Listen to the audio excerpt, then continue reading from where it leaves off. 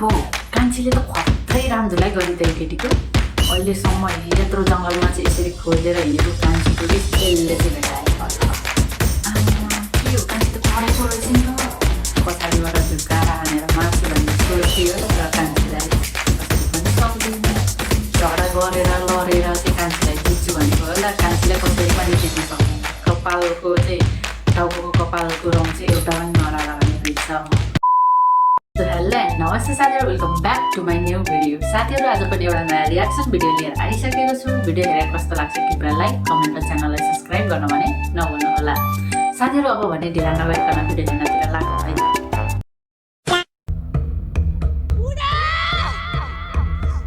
ओहो यस्तो जङ्गल जङ्गल यार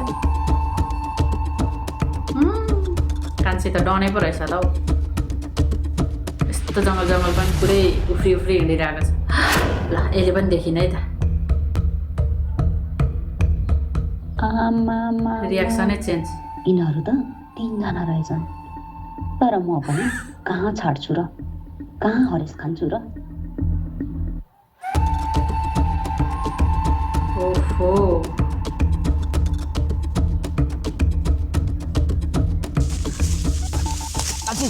बुढा ओ नो यहाँ त बाटो बाटो जस्तो देख्यो त यहाँ त मान्छे हिँड्ने गरिरहेको छ हामी यही बाटै बाटो जाउँछौँ जोइला पक्कै पनि भनिन्छ कान्छी आशै मारेका छैनन् है जे भयो नि ल एक पनि पछि पछि लाएर चाहिँ पुरै फलो गरिरहेको छ त किन हो केले हान्न लायो पछाडिबाट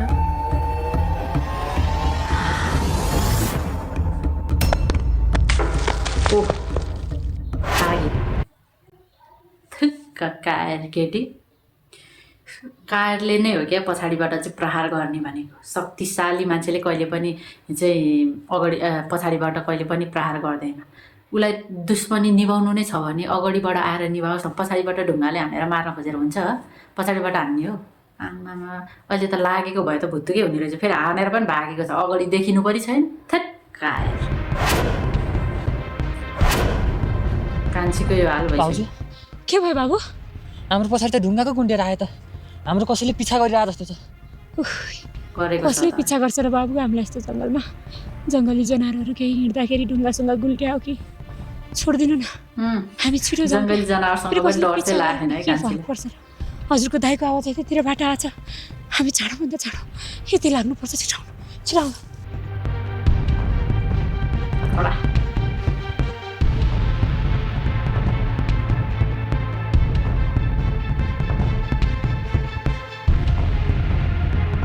आमामा के साह्रो दौडेका छन् त अझै पछि पछि लगाइरहेछ सक्छु भन्ने लगाइरहेछ कि क्या चाहिँ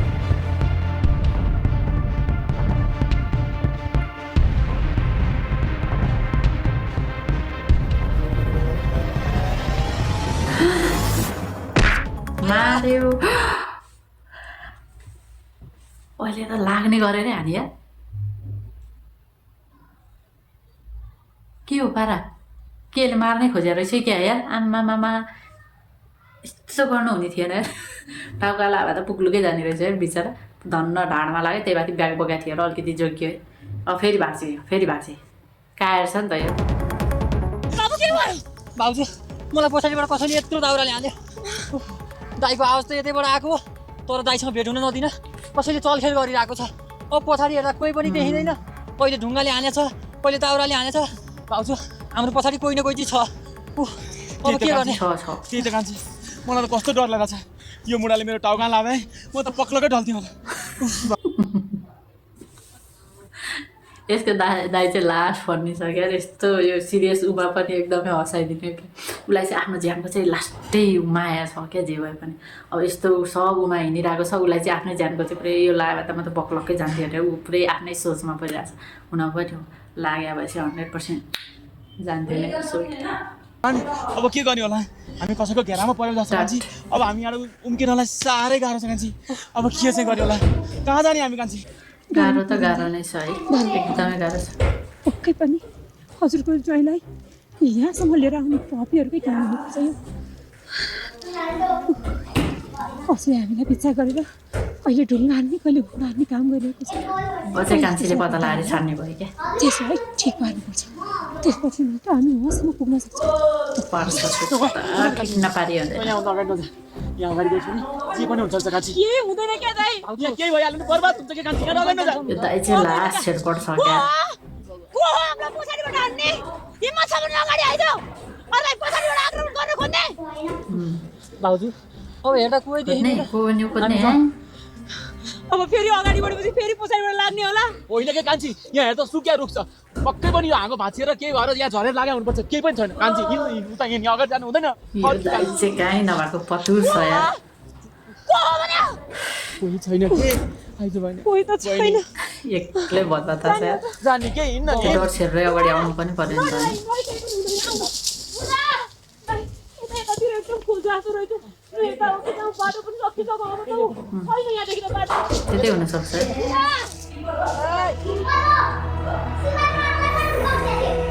हेर त यसलाई त समाएर झ्याक झ्याक बनाएर झ्याक्नु पर्ने क्या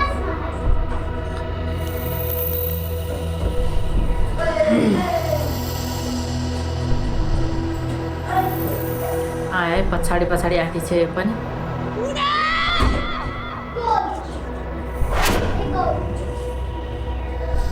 ओ बगेसरी आम फालेको छ त यार तर मान्छे त डह्रो रहेछ यार कान्छी पनि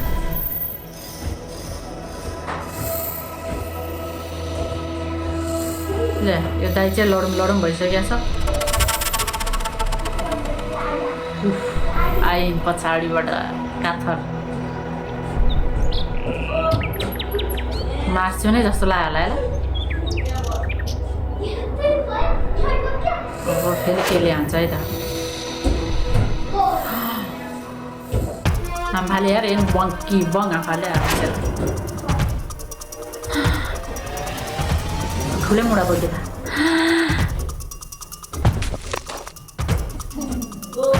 ओ नो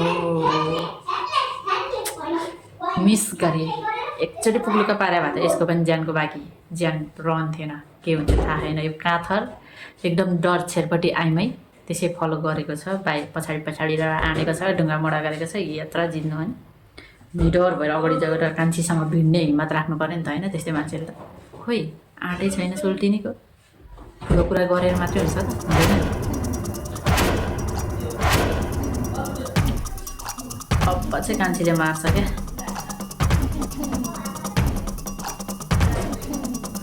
पछि कान्छीले मार्छ अब चाहिँ कान्छीलाई पत्ता लाए अब चाहिँ कान्छीलाई पनि पक्कै पत्ता लाए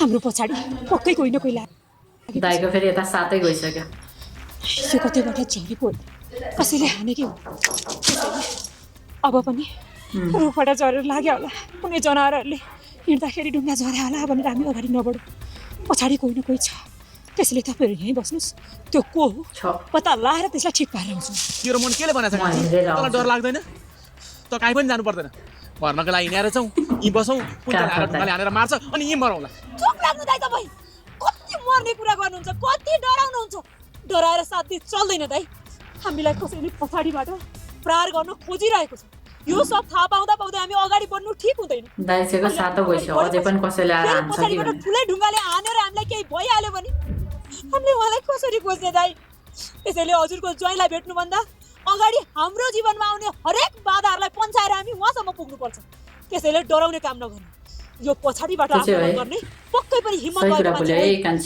भएको मान्छेले अगाडिबाट आक्रमण गर्छ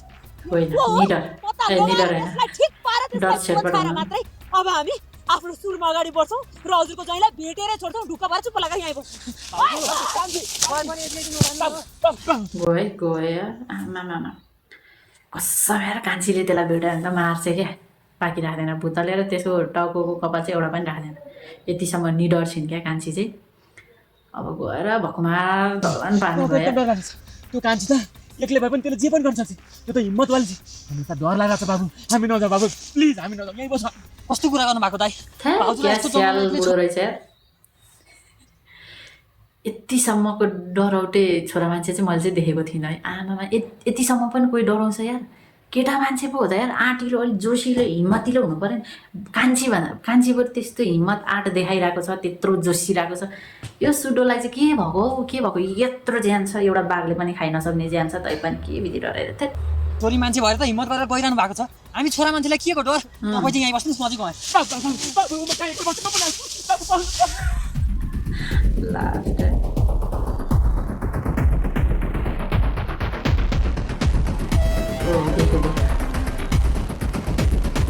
मारियो यार। देखिन कान्छी देखिन। आइज कान्छी, आइज मेरो छेउमा त आइज न। तँलाई म कहिले उठ्न नसक्ने गरी थल बसाइदिन्छु। पारिस थल दिएर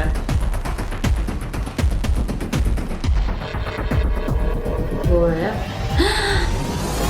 समात। ओ भेरी गुड। यो हो नि त कान्छी भनेको, यस्तो हुनुपर्छ क्या। त्यहाँ हानेर फेरि टाउगाँडै लगायो भए त त्यहाँ कान्छीले फेरि पानी भन्न पाउँथेन। र कान्छी भनेको कान्छी हो नि, जोसिली आँटिली निडर, कोहीसँग पनि नडराउने, त्यो भएर मात्रै हो। धन्न सामान चाहिँ समाए।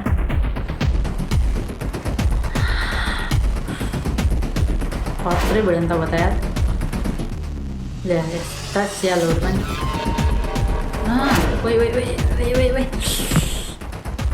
लो पछाडि यार लाखास तल्लै बल्ल ठेगाना आइस। त पो थिएस हामीलाई पछाडिबाट आक्रमण गर्ने? हो म बुढा खोज्दै हिँडेकी छैन, तर म तेरो बुढासँग कुनै पनि हालतमा भेट हुनै दिदिनँ।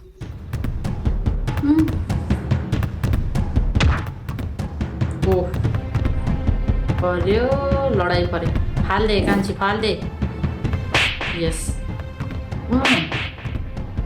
2 चौरकन 3 हान्न अलि 4-5वटा त हान्न पर्छ क्या। मेरो बुढो भएको ठाउँसम्म मलाई पुग्न नदिने तेरो यत्रो हिम्मत। मेरो बुढोलाई यतिका समयदेखि बेपत्ता पार्ने त पो थिएस। अब त मेरो हातबाट मर्छेस। फुरुक्क मेरो बुढा कहाँ हुनुहुन्छ भन्छेस कि? बरु सरासर झगडा थिँदै थियो। झगडै गर्ने हिसाबले चाहिँ भनेको भए हुन्थ्यो। तलैतिर बुढोसम्म चाहिँ जान दिदिनँ भनेर भनिसकेपछि कान्छीलाई त खत्रै रिस उठिहाल्यो नि होइन। यत्रो दिनदेखि चाहिँ जङ्गला भोक प्यास केही नभनी खोज्न हिँडेको छ होइन। अनि यसले यस्तो भनेपछि अनि कान्छीले सहेर बस्छ त? हानिहाल्छ नि, ठोकिहाल्छ नि। थैट यही मार्दिउ। बोल कहाँ हुनुहुन्छ मेरो बुढा? बोल भन मेरो बुढा कहाँ हुनुहुन्छ? भन भन्दिनँ म कुनै पनि हालतमा भन्दिनँ। भन छोड भन। थाहै छैन त कहाँबाट भन्छ हौ। तँलाई मेरो बुढाबाट छुटिसकेपछि पनि फेरि मेरो बुढालाई बेपत्ता पारेर के गर्न खोज्दैछस्? ओहो भन गुरुक। खै 3 झापड आएको थियो। कान्छी गुरुक भन कहाँ हुनुहुन्छ मेरो बुढा? नत्र तँलाई यही ढुङ्गामा त टाउको ठोकाएर मारिदिन्छु म। बोल मार्दिन नि बेर्छ यार कान्छीले त। बोल मेरो बुढा कहाँ हुनुहुन्छ? बोल्दैन त हौ बोल्दै। आमामा कठै बिचरा यो केटीको पनि सान मात्रै ठुलो रहेछ क्या। अघि चाहिँ के भनेको थियो यसलाई चाहिँ मैले यसको चाहिँ मैले उ नगरी छोड्दिनँ, आइज मात्रै तेरो मैले राम नाम सत्य गर्छु भन्ने केटी होइन कान्छीले। पछाडिबाट प्रहार गर्न मात्रै चाहिँ माहिर रहेछ नि त यो। कान्छीको अगाडि केही पनि होइन, कान्छीको सामु यो झिङा हो। केही थाहा छैन। थाहा छैन नाटक गर्छस्। तँलाई थाहा थिएन भने हामीलाई उहाँ भएको ठाउँसम्म पुग्नको लागि रोक्नलाई किन पिछा गरिस्? तेरो उद्देश्य हामीलाई लामो भएको फाइदा चाहिँ यसो है। अनि उहाँलाई अझ बेपत्ता पार्ने होइन? तैँले पुरै योजना बनाएर उहाँलाई बेपत्ता पार्यो। यसरी समाउन सजिलो हुने रहेछ। तैँले उहाँको विषयमा बोल्छस् भनेर मैले तँलाई केही गरेकी छैन, तर तैँले उहाँको विषयमा भनिनस् भने मारिदिन्छु म तँलाई। मारिदिन्छु। बोल उहाँ कहाँ हुनुहुन्छ? मलाई केही थाहा छैन कान्छी। म कति दिनदेखि तिमीहरूको पछि भोकै हिँडिरहेको छु। मलाई गाह्रो भइरहेछ कान्छी। मलाई केही थाहा छैन। सागर कहाँ छ, कस्तो अवस्थामा छ केही थाहा छैन।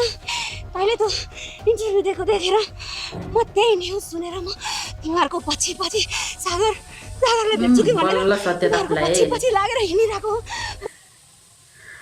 तर यसले यो हालतसम्म आएर यति पिटाइ खाएर चाहिँ यतिको बोल्छ भनेर चाहिँ मैले सोचेको थिएन है। पिटाइ पनि खानु छ, लास्टमा सत्य त बोल्नु नै रहेछ। अनि फुर्ती मात्रै किन देखाएको त होइन? अघि त यो गर्छु त्यो गर्छु भनेर पुरै पछाडिबाट चाहिँ ढुङ्गामुढा पनि गर्ने, अहिले आएर त केही सिप लाग्दो रहेछ त कान्छीको अगाडि। गाह्रो छ बिचरालाई। केही थाहा छैन। तिमीहरूभन्दा पहिला सागरलाई भेट्यो भने झन् सागरलाई बेपत्ता पारेर तिमीहरूलाई अझै दुःख दिन्छु भनेर तिमीहरूको पछि पछि लागेर हिँडेको। तर मैले गल्ती गरेँ, मलाई माफ गर्दै कान्छी, मलाई छोड्दे प्लिज। मलाई केही थाहा छैन, छोड कान्छी प्लिज। मलाई गाह्रो भइसक्यो, छोड्दे बिचरा मर्न लागिसक्यो। पानी पनि नखाइ नि राजु। तेरो जिन्दगी मेरो बुढालाई मैले भन्दा पहिला भेटेर अझ बेपत्ता पारेर मलाई दुःख दिने उद्देश्यले त होइन कि मेरो पछि पछि त जस्ती नहरी त यो धरतीको बोझ होस्, बोझ। डिभोर्स भइसकेपछि पनि अझै मलाई र मेरो श्रीमानलाई दुःख दिनलाई त यतिसम्म गरिराखेकी छस्। ओ माछै यार राजा कान्छी। त्यसो सब गरेर के सोचेस्? केटी बाँच्नुको कुनै हद छैन। मारेर छाड्नु भइरहेको तेरो चौबन्दाको त म सत्यानाश भन्छु बुझेस्? कान्छी त खत्रै गोदे पेटा नि हान्ने। ओहो हात खुट्टा सब चल्दैछ। के हो कान्छीको त यहाँ हामी त पुरै नयाँ रूप पो देख्दैछौँ त। आमामा हातले पनि हानेको छ, खुट्टाले पनि हानेको छ, कपाल त्यत्तिकै लुछेको छ होइन, झापड पनि त्यत्तिकै दिएको छ। आमामा के विधि हो कान्छी? कान्छी त लास्ट हाँसिरहेछ नि त। कान्छी नकुट्न, त्यो मर्छ अहिले। त्योभन्दा बढी नकुट बहिनी, त्यसलाई केही थाहा छैन रे। छोड्दैन त्यसलाई। फ्याट त्यसलाई केही भयो भने हामीलाई बेकारमा केस आइलाग्छ। बरु छिटो बहिनी ज्वाइँ खोज्नतिर लागौँ हामी। आइज के बहिनी, आइज। त्यही त भाउजू, हामी यहाँ अल्झेर नबसौँ।